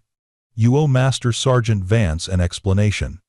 You owe Master Guns Riker an explanation for destroying their careers over nothing." "First Sergeant," Lena said quietly, "you're suspended and not supposed to be on base. I suggest you leave before security forces arrives. I'll leave when I'm damn well ready. Right now, I'm having a conversation with the Marine who decided one person's interpretation of some logs was worth more than years of service and sacrifice." "First Sergeant Cole," a different voice called out. Captain Mendez, no relation to Lance Corporal Mendez, was approaching from the exchange entrance. "You need to leave. Now." "I'm not under your command, Captain." Cole shot back. "I'm having a conversation. You're harassing a Marine who reported you for misconduct," Mendez replied. His phone already out. "Security forces is en route.